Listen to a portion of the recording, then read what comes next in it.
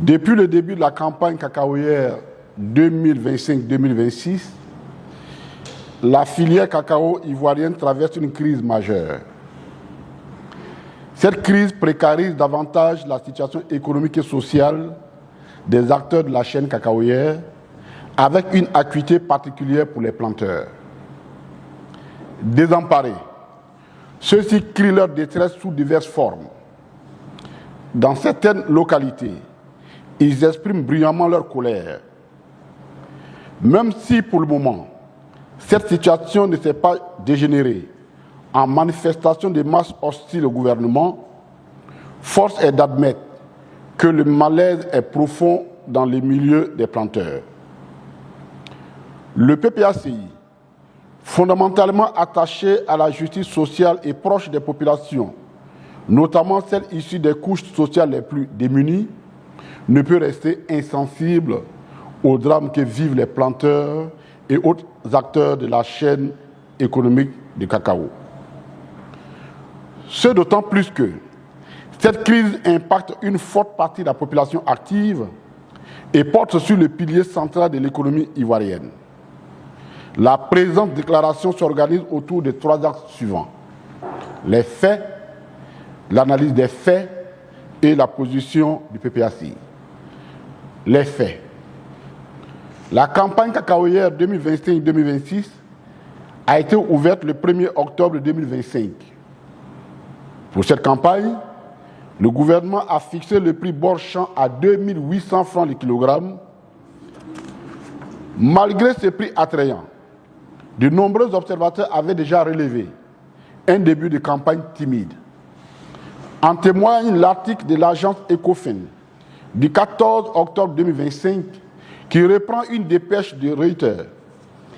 Ainsi, l'on peut lire dans cet article que, en Côte d'Ivoire, le début de la campagne cacaoyère 2025-2026 est moins vigoureux entre le 1er et le 12 décembre.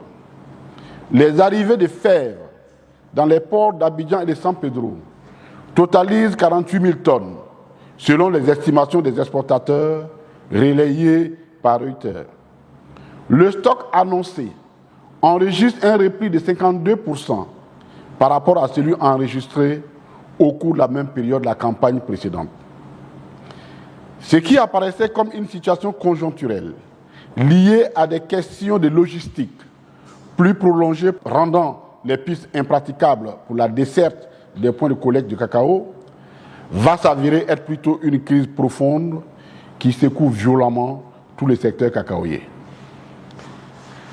Cette crise se manifeste principalement par les difficultés rencontrées par les producteurs et les acheteurs à écouler la production, malgré une récolte disponible. Jusqu'à ce jour, des dizaines de camions remorques chargés de cacao, estimés à plus d'une centaine de milliers de tonnes, sont stationnés au port d'Abidjan depuis le mois de décembre, sans possibilité de déchargement. Les autorités en charge de l'administration et de la gestion de la filière cacaoyère estiment à plus de 123 000 tonnes, ce qu'elles appellent, certainement pour mieux dissimuler l'ampleur de la crise, le stock résiduel du cacao. Le 14 janvier 2026, le directeur général du Conseil Café Cacao, dont les propos ont été rapportés par Abidjan.net du mercredi 14 janvier 2026, a déclaré que des cargaisons de cacao sans connaissement bloquées au port d'Abidjan. Ces camions sont dans l'illégalité, c'est de la fraude. Quel que soit le qualificatif que le gouvernement attribue à cette situation, elle bloque toute la chaîne cacaoyère et pénalise en premier lieu les planteurs. En effet, il est suffisamment rapporté que ceux-ci se retrouvent dans une situation embarrassante qui consiste à choisir entre un prix très bas, mais qui est payé instantanément, ou une vente à crédit contre la remise d'un récépissé valant reçu de vente. Il arrive même des cas où l'infortune du paysan résulte de la combinaison des deux options. C'est-à-dire que non seulement le prix d'achat est bas comparé au prix annoncé, mais le paysan est contraint de vendre sa production à crédit. Devant les nombreuses obligations financières auxquelles ils font face, notamment la rentrée scolaire et les fêtes de fin d'année, beaucoup de planteurs ont fait le choix de brader leurs produits. Afin de sortir de l'impasse, le gouvernement a décidé de racheter le stock des 123 000 tonnes et a décaissé à cet effet 280 milliards de francs CFA. À l'analyse, cette solution alternative a un effet placebo sans régler structurellement le problème qui relève plutôt d'un dysfonctionnement profond de la chaîne de commercialisation du cacao, pourtant pilier de l'économie nationale. L'analyse des faits. L'analyse des faits nous conduit à rechercher les causes réelles de la crise et à évaluer la pertinence des solutions envisagées par le gouvernement. Les causes. Le PPACI identifie plusieurs causes qui relèvent toute la mauvaise gouvernance de la filière cacaoyère par le régime RHDP. Une fixation du prix Bourg-Champ à des fins de propagande électoraliste. Ça, c'est la première cause. Le prix du cacao, fixé à 2800 francs CFA le kilogramme au début de la campagne, est intervenu dans un contexte où les cours internationaux du cacao étaient déjà orientés vers la baisse. Cette décision, loin de s'appuyer sur une analyse économique durable, semble avoir eu pour principal objectif de séduire les producteurs dans un contexte préélectoral en vue de l'échéance présidentielle de 2025. La preuve de la fragilité est apparue rapidement. En effet, un mois seulement après son annonce, les cargaisons de cacao ont commencé à être refoulées dans les ports ivoiriens, révélant l'absence de mécanismes d'accompagnement capables de soutenir les prix sur la durée. Deuxième cause, le refus des exportateurs d'acheter au prix fixé. Les exportateurs, confrontés à la baisse du prix sur le marché international, passaient d'environ 5 000 francs CFA le kilogramme à près de 3 800 francs le kilogramme, jugent le prix Bourg-Champ de 2 800 francs le kilogramme économiquement non tenable. Dans une situation normale, le fonds de garantie, constitué par le prélèvement d'environ 40% des excédents générés lors des campagnes précédentes, aurait dû être mobilisé pour compenser la perte des revenus des paysans consécutive à une baisse des cours mondiaux. Il est constant que les deux précédentes campagnes, 2023-2024 et 2024-2025, ont enregistré une embellie des cours mondiaux sans commune mesure avec les prix d'achat Bourg-Champ appliqués aux planteurs. Il en a résulté mécaniquement de grosses plus-values enregistrées par l'État. Au lieu d'actionner le mécanisme de la garantie, tout laisse croire plutôt que les autorités en charge de la filière et certains exportateurs temporiseraient jusqu'au mois de mars, période de la petite traite qui verra forcément le prix d'achat Bourg-Champ diminuer du fait de la forte tendance baissière des cours sur le marché international.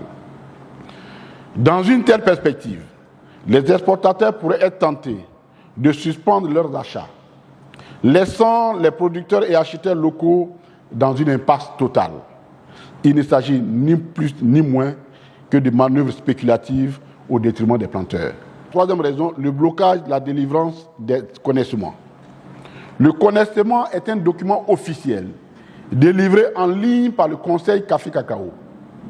Il est indispensable pour permettre aux coopératives et aux acheteurs d'acheminer le cacao jusqu'au port et d'y procéder au déchargement. Dans le cadre de la stratégie consistant à gagner du temps, la délivrance des connaissements a été ralentie ou bloquée sous prétexte de problèmes techniques. Ce même argument a d'ailleurs été utilisé par le directeur général du Conseil Café Cacao pour qualifier d'illégaux les camions stationnés aux abords du port, alors même qu'ils transportent une production issue d'une campagne officiellement ouverte. Quatrième raison, une quote-part dérisoire pour les acheteurs et autres intermédiaires. Malgré un prix élevé de 2 800 francs le kilogramme, la quote-part des acheteurs livrant au port est restée plafonnée à 100 francs le kilogramme d'une campagne à une autre, sans tenir compte de l'augmentation générale des charges d'exploitation, que sont le transport, le crédit et les risques financiers. Face à une Marge inchangée. Les acheteurs jouent sur la réduction du prix d'achat Borchamp dans des rapports transactionnels qui se nouent ou se dénouent au détriment des producteurs. Des acheteurs ont tout simplement opté pour le système de dépôt-vente. Le cacao est ainsi pris à crédit auprès du producteur contre la remise à celui-ci d'un reçu. Le paiement est différé après la vente effective au port. Cela démontre que l'augmentation du prix Borchamp, sans révalorisation équitable de tous les maillons de la chaîne, ne peut qu'aboutir à un blocage du système. Quatrième raison, du cacao venu de l'étranger. Un représentant de l'ANAPROSI, interviewé par le média audiovisuel en ligne, Alert Info News, le 30 janvier 2026, tout en saluant la décision du gouvernement de racheter le stock disponible, relève cependant qu'il aurait eu une surproduction de cacao du fait de l'arrivée sur le marché ivoirien de cacao venus de l'étranger. Ce qui, du reste, est confirmé par le ministre en charge de l'Agriculture qui affirme que les producteurs des pays limitrophes bataillent pour vendre leur production en Côte d'Ivoire. Confère Minute Éco du 20 janvier 2026. Le représentant de l'ANAPROSI s'interroge alors comment ces stocks de cacao ont pu se retrouver chez des exportateurs si tant est que le connaissement est obligatoire pour acheminer le cacao des zones d'achat vers les différents ports. Une autre question dérive de cette situation. Comment les producteurs des pays limitrophes ont pu franchir le cordon douanier ivoirien, particulièrement en regardant quand il s'agit de mouvements contraires, sachant que l'arrivée de ce cacao sur le marché ivoirien engorgerait le circuit ivoirien au point de léser les planteurs locaux.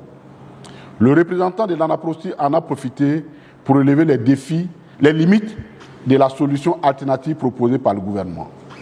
Les limites de la solution d'achat proposée par le gouvernement à hauteur de 280 milliards de francs CFA. Ces limites, pour nous, relèvent d'une annonce sensationnelle mais insuffisante.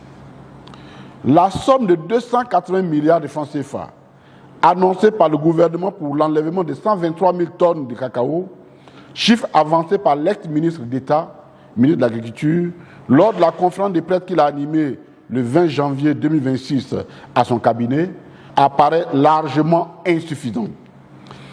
Si l'État devait en effet acheter le cacao au prix Borchamp de 2800 francs CFA le kilogramme, les 123 000 tonnes de cacao représenteraient un coût de 344,4 milliards à raison de 2 800 000 francs la tonne. Or, l'État n'achète pas directement au Borchamp, mais auprès des coopératives acheteurs, qui eux-mêmes ont facturé un différentiel de 100 francs CFA le kilogramme. Par conséquent, le prix réel d'achat devient donc de 2 900 francs le kilogramme, ce qui représenterait donc, pour l'achat de 123 000 tonnes, un coût de 356,7 milliards, largement au-dessus des 280 milliards annoncés par le gouvernement. Une sélection des coopératives à caractère discriminatoire. Avant l'annonce de l'enlèvement des stocks, le Conseil Café Cacao a procédé du 10 au 16 janvier à l'enregistrement des coopératives disposant de stocks. Les critères de cette opération n'auraient jamais été rendus publics et n'auraient pas été suffisamment expliqués. Plusieurs coopératives n'auraient pas pu se faire enregistrer, ce qui alimente le sentiment d'une sélection arbitraire. Le représentant de l'ANAPROSI suscité a particulièrement indexé une organisation qui, selon lui, ne serait pas la seule interlocutrice des acheteurs. Le chiffre de 123 000 tonnes, initialement présenté comme provisoire, a finalement été retenu sans justification claire. Deuxième limite, le monopole stratégique du Conseil Café Cacao. Le 29 janvier 2026, le directeur général du Conseil Café Cacao a déclaré que le Conseil Café Cacao est la seule entité habilitée à conduire cette opération. Source Africa Express Info. Cette posture donne du vent au moulin de ceux qui pensent que le Conseil voudrait laisser le temps s'écouler jusqu'à la petite campagne de mars où un prix plus bas pourrait être fixé. Quatrième